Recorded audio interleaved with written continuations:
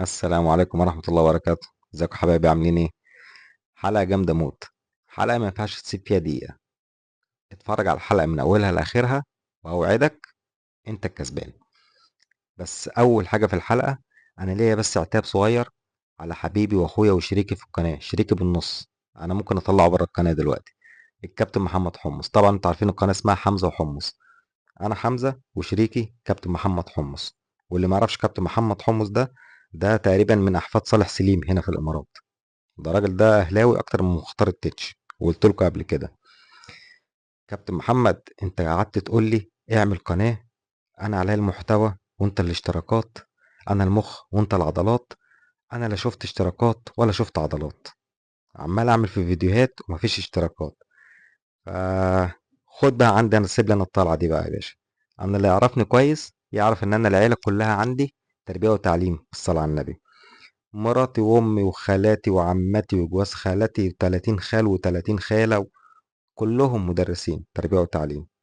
خد بقى عندك يا باشا قرار وزاري رقم 65 اللي هم عدد مشتركين القناة لسنة 2025، إضافة الاشتراك في قناة حمزة وحمص للمجموع، أو إضافته لأعمال السنة. فكده كده العيلة هتشترك، هما وأبوهم وأمهم وعيلتهم، لأن لو ما اشتركوش مفيش أعمال سنة. أنا هعرض القرار ده على العيلة إن شاء الله ونطبقه، وهنشوف الترم التاني هيبتدي والاشتراكات هتزيد قد إيه. طيب، ده طبعا تهريج بس. انت لو عجبك المحتوى اشتركوا في القناة ان شاء الله. اول حاجة انا عايز اهني منتخب مصر كرة اليد ان هو اتأهل في بطولة لدور الثمانية في بطولة العالم لكرة اليد. والحمد لله، الحمد لله، احمدك يا رب. انا كنت بدعي من امبارح والله العظيم ان احنا نبعد عن سكة منتخب الدنمارك او منتخب قوم عاد. تقريبا الدنمارك دول هم فعلا قوم عاد. تقريبا المنتخب ده هم اللي بنوا الاهرامات. العيال ايه ده؟ العيال مش ممكن، قسما بالله عيال فظيعة، ما بترحمش. يعني انا متخيل ان احنا نلعبهم مثلا، ان شاء الله نكسب فرنسا وهنكسب الماتش اللي بعديه سهل، هيبقى كرواتيا او المجر، ونصعد النهائي نلعب الدنمارك. انا صعبان عليا الجون بتاعنا. الواد ده ممكن يجيله ازاي؟ ده ممكن كلية تتخبط، ممكن يحصل له حاجة هنا. العيال بتشوط، وعيال كلهم ايه، 2 متر 2 متر ونص. الجون بتاعهم ما شاء الله تبارك الله، مش بني ادم، حيوان انوي. الواد معدي العرض، دماغه معديه العرض. ربنا يسترها بس نوصل للنهائي ان شاء الله، واحنا بقى احفاد الفراعنه وهم قوم عاد، ونشوف الدنيا ترسى على ايه وتيجي زي ما تيجي. اما بقى الموضوع التاني او الموضوع الرئيسي للفيديو، هو ماتش الاهلي وبيراميدز امبارح.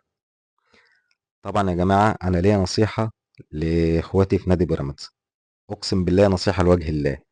انتوا عمالين تقولوا نادي الاستثمار نادي الاستثمار، وشوال الرز على الحمار واللعب بالدولار.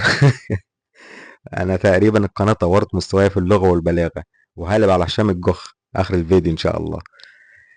وانا مش شايف اي حاجه من اللي انتوا بتعملوه ده، فاحسن لكم والله العظيم وافيد لكم اقفلوا النادي او اقلبوه مكتب رحلات. يعني طلعوا ايه، سياحه ورحلات، طلعوا رحلات حج وعمره، وهمنوا تضمنوا الجنه بدل ما انتم مش ضامنين اي بطولات خالص. لان انتوا بصراحه من ساعه ما جيتوا الرياضه في مصر، ومن ساعه الحاج تركي الشيخ الله يكرمه واشترى النادي وقال لك استثمار مش استثمار، انا مش شايف اي استثمار. انا شايف بس فرقه عماله ترازي في خلق الله، وترازي في الاهلي شويه وفي الزمالك شويه، فده مش واكل عيش.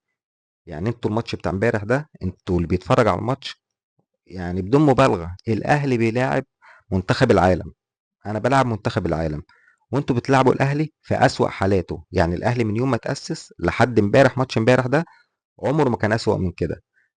انا كولر، الحاج كولر جدي كولر، لما ال 11 لعيب السليم اللي عنده السلام ونزلهم الملعب. يعني انت بتلعب فرقه الاهلي امبارح، قفاها في الستارز ودانها في السمانه وركبته في دماغه. يعني هم 11 لعيب سليم، يطلعوا بقى ستة منهم باك شمال، يطلع منهم أربعة مساكين، هم ال 11 دول اللي هيلعبوا. تبص تلاقي بقى المدافع واقف خط نص، والراس الحربة بيلعب جناح شمال، ومش عارف، والباك اليمين بيلعب وينج ليفت، هي هم دول اللي موجودين. يعني هم دول اللي موجودين. ومع ذلك، مع ذلك انا بقول هارد لك للاهلي، احنا خسرنا نقطتين، ولولا الكابتن امام الحراق ضيع ضربة الجزاء كان زماننا كسبانين 3 بونت. بس ما فيش نصيب. الخير فيما اختار الله. يلا ملحوقه ان شاء الله. الاهلي دعكوا امبارح. الاهلي طحن بيراميدز امبارح. يعني انا ما شفتش بيراميدز امبارح ما شاطش شوطه واحده توحد الله بدون مبالغه على الجون. الشناوي ما صدش كوره. واللي اتفرج فيكم على الماتش يقول لي شوطه واحده هجمه واحده لبيراميدز على جون الاهلي. مفيش. مفيش، ما كانوش موجودين. وانا بصراحه مش جاي اتكلم فني عن الماتش. يعني انا مش جاي اتكلم فنيات على الماتش. لان كان كله عك، بس هي روح الفانلة الحمراء اللي كانت بتلعب امبارح. انا لا عارف اتكلم عن مين جناح شمال ولا مين جناح يمين ولا مين راس حربة ولا مين كان بيزيد ولا مين مركز ستة، ولا هو ما فيش غير مروان عطية اللي كان في مركز ستة اللي انا عارفه. والاتنين المساكين والجون. غير كده هو ما فيش لاعب بيلعب في مركزه عشان اتكلم عليه. بس ليا ملاحظة على ثلاث لعيبة. اللاعب الاولاني يا عم كولر. كل لعيبة مصر، كل لعيبة الكوكب ينفع تغير مركزها الا كريم الدبيس. الله يرضى عنك. اقسم بالله بدون مبالغة. الواد لما بيطلع من ناحية الباك الشمال، اقسم بالله هو بينسى هو واقف فين. هو بينسى هو بيلعب ايه، هو بينسى هو بيعمل ايه. هو ما يعرفش، هو بيسرح كده في الملعب. يطلع بقى جناح شمال شوية تلاقيه صانع العاب، شوية تلاقيه دخل راس حربة، تلاقيه في الجناح اليمين هو مش عارف، تلاقيه باك ليفت أو انت مش عارف هو بيلعب فين او بيعمل ايه. سيد معوض زي سيد معوض كده، في لعيبه ما ينفعش تغير مركزها مستحيل. ده خليه في في الباك ليفت عندك. حتى لو هيديك 50% من مستواه، بس مش هيعمل لك كوارث، اهو كافي خير وشره. خليه واقف في الباك الليفت ده لو اتزنقت فيه. غير كده ما تفكرش تغير مركزه خالص. واللاعب التاني بصراحة أنا بتعب، أنا بتعب لما بشوفه وبتعب لما بتيجي سيرته. كريم نيدفيد، أنا أموت وأعرف مين اللي قال له نيدفيد ده. أنا هديله طلقة. هديله طلقة وأريحه من الحياة. يعني هديله طلقة وأريحه من الحياة. مين يا ابني اللي قال لك أنت نيدفيد يا ابني؟ نيدفيد من أنهي حتة بالظبط يا ابني؟ أنا تعبت منك يا حبيبي. يا عم أنت ممكن تلعب في فرقة وسط جدول آخر جدول، تشد حيلك معاهم وبتاع ماشي، بس يعني إحنا تعبنا بصراحة. يعني إحنا تعبنا. واللاعب التالت بقى الحاج الجديد السلوفيني، اسمه صعب بصراحة معرفش بيتقال ازاي. جراديشار. فانا مسميه ابو شنب، يعني هو ايه بشنبه ده لحد ما يشوف له صرفة فيه.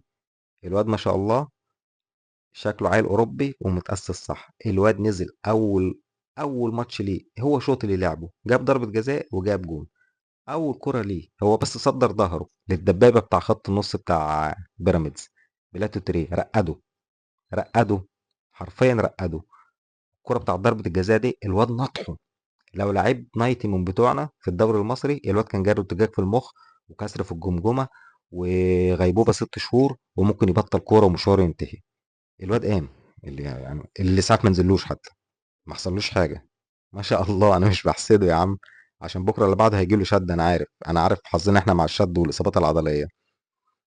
فربنا يسترها ويكمل على خير ان شاء الله ويبقى اضافة جامدة مع وسام ابو علي في خط الهجوم ان شاء الله. واهو تقريبا 99% بن شرقي في الاهلي. انتوا عارفين بن شرقي في الاهلي وممكن يجي مكانه اللعيب اللي اسمه جوستايك ده وما اعرفش اسمه ايه.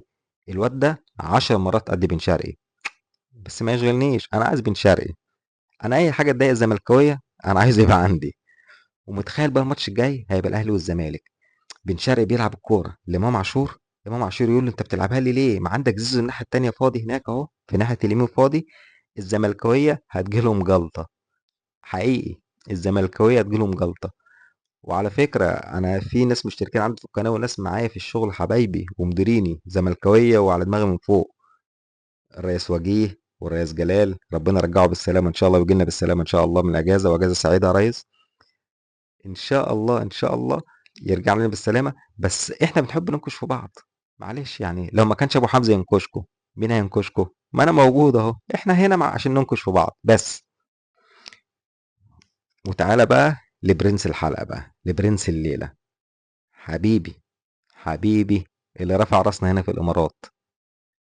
زينة شباب الفيوم. الكابتن سيد عبد الحفيظ. الله عليك. والله العظيم 3. انا بتفرج على الراجل ده انا بتكيف. الراجل ده يعني والله بدون مبالغة.